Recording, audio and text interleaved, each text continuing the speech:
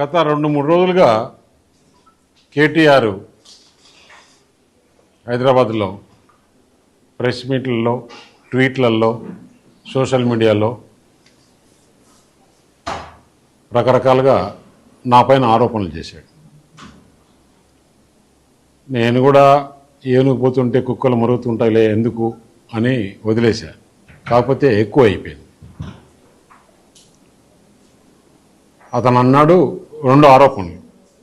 ఒకటి, తెలంగాణకి ఏదో లోన్ ఇప్పిస్తే దానికి నెక్సెస్గా నాకు వర్క్ ఇచ్చారని.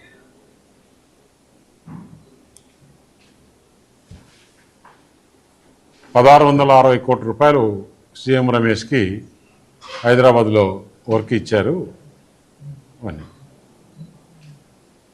కేటీఆర్ ప్రభుత్వంలో ఉన్నాడు 10 సంవత్సరాలు. ₹1660 కోట్ల నామినేషన్లో వర్క్ ఇస్తారా ఇవ్వరా అనే నామ్స్ కూడా తెలియని అజ్ఞానే. లేదు రేవంత్ రెడ్డి పైన బురద చల్లాలన్నా ఎందుకు చేస్తున్నాడు అనేది ఆలోచన చేస్తే ఇంట్లో ఒక కుంపటి తయారైంది. ఏదైతే జగన్మోహన్ రెడ్డికి వాళ్ళ సిస్టర్తో ఎలాంటి ఇబ్బందులు ఉన్నాయో ఇతనికి అలాంటి ఇబ్బందులు. దాన్ని డైవర్ట్ చేసేదానికా లేదంటే దేనికి? అతని ఆరోపణలో ఇంకొక విషయం కూడా చెప్పాడు. సీఎం రమేష్కు 1660 కోట్లని. నేను మొత్తం దాని డీటెయిల్స్ అని తెప్పించా.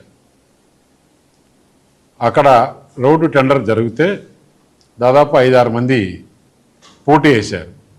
పోటీ వేసిన దాంట్లలో Rithwik projects, Megha engineering, LNT, Raghava, ఇంకా 1-2 కంపెనీలు ఉన్నాయి.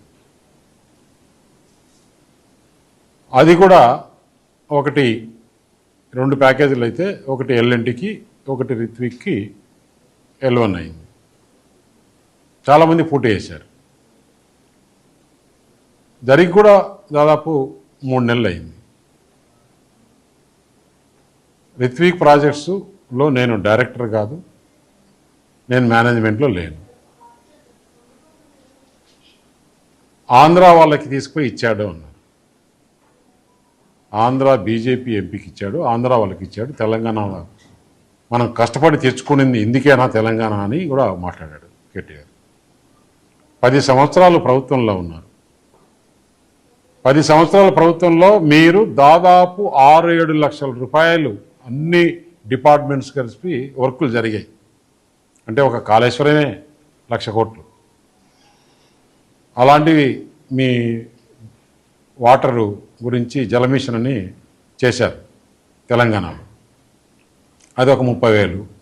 రకరకాలుగా రోడ్స్ కానీ ఎలక్ట్రిసిటీలో కానీ అన్ని రకాలుగా 4-5 లక్షల కోట్ల పైనే 10 సంవత్సరాల్లో వర్కులు చేశారు.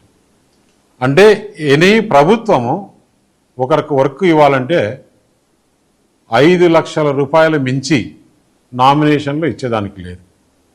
అంటే నువ్వు ఇంతకుముందు ఇచ్చిన వాటన్నీ అలాగనే ఇచ్చావా?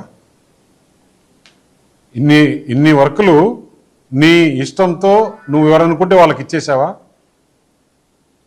దానికి ఒక ప్రాసెస్ ఉంది. టెండర్లు పిలుస్తారు. ఎవరు తక్కువ కోడ్ చేస్తే వారికి ఇచ్చే ఆ మాత్రం జ్ఞానం కూడా లేకుండా నాకు రేవంత్ రెడ్డి తెలంగాణ ముఖ్యమంత్రి స్నేహితుడని నాకు వర్క్ ఇచ్చినారని చెప్పేదానికి అయింది కదా. మరి మీరు ప్రభుత్వంలో ఉన్నప్పుడు ఇదే రిత్విక్ ప్రాజెక్ట్స్ తుపాకుల గూడెము 2,000 కోట్ల రూపాయలు పనిచేసింది. అప్పుడు మీరు ఇచ్చారా?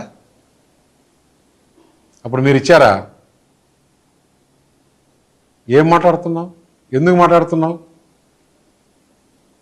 నువ్వు ఒక 4-5 నెలల కిందట కవిత ఢిల్లీలో జైల్లో ఉన్నప్పుడు నువ్వు ఢిల్లీకి వచ్చి నా దగ్గర టైం తీసుకొని మా ఇంటికి వచ్చిన మాట వాస్తవం కాదా? ఇంట్లో సీసీ కెమెరాలు ఉన్నాయి, నేను తీసి మీడియాకి ఇస్తా. నువ్వు ప్రెస్ మీట్ పెట్టి దీనికి సమాధానం చెప్పు. మా ఇంటికి వచ్చి ఏం మాట్లాడినారు? మేము చేసిన అవినీతి అన్నీ కూడా ఈడీ సిబిఐ రాకుండా లేకుంటే కవితను బయటికి వదిలేదానికి ఏర్పాటు చేయండి. మేము బీఆర్ఎస్ పార్టీ దేనికైనా సిద్ధం. మేము బీజేపీలో మెర్జ్ చేయాలన్నా కానీ, బీజేపీతో అలయన్స్ పెట్టుకోవాలన్నా కానీ దేనికైనా సిద్ధం అంటే, నేను తీసుకునే నిర్ణయం కాదు, పెద్దలతో మాట్లాడి చెప్పాలని. పెద్దలతో మాట్లాడిన తర్వాత మనం ఎలక్షన్స్లో ఏం చెప్పాం? ఈ బీఆర్ఎస్ పార్టీ అవినీతి పార్టీ, దీంతో కలిసే సమస్య లేదు. అయినా కూడా బీఆర్ఎస్ పని అయిపోయింది. పార్లమెంట్లో ఒక సీట్ రాలేదు, గవర్నమెంట్ లేదు, ప్రజలు వాళ్ళని చీకొట్టారు. అటువంటి వాళ్ళతో మనం కలిసే సమస్య లేదని చెప్పిన తర్వాత నువ్వు ఎంత బాధపడి ఎంత చేశావు? అసలు రాజకీయంగా నువ్వు ఏ విధంగా ఎమ్మెల్యే అయినావు తెలుసా? ఆ రోజు టీడీపీ టీఆర్ఎస్ అలయన్స్లో నేను నీకు చేసిన మేలు మర్చిపోయావా? ఆ రోజు నువ్వు 300 ఓటుతో గెలిచావు. ఏ విధంగా గెలిచావో నాకు తెలుసు. ఎందుకు నేను వచ్చినప్పుడు అడిగా, ఎందుకు మీరు రాజకీయంగా కరెక్ట్గా పోవట్లేదు? మంచి మంచి నాయకులందరినీ పోగొట్టుకున్నారు. తుమ్మల నాగేశ్వరరావు అటువంటి నాయకుడిని ఎందుకు మీరు దూరం చేసుకున్నారు? ఈరోజు ఇంత బాధపడుతున్నారు అని చెప్తే ఏం మాట్లాడావు? చంద్రబాబు నాయుడు కమ్మని మేము దగ్గరికి తీయం, మాకు కమ్మ నా కొడుకులు అవసరం లేదు నేను చెప్పా. ఎందుకు కొంచెం నోరు తగ్గించుకొని మాట్లాడు. రెడ్లను నమ్మాం. రెడ్లను నమ్మితే గవర్నమెంట్ పోయిన మరుసటి రోజే పోయారు. వారిని కూడా తిట్టావు, కమ్మోడిని తిట్టావు. ఎందుకు ఇట్లా చేస్తున్నావు? రాజకీయాల్లో నువ్వు లాంగ్ టర్మ్ ఉండాలి.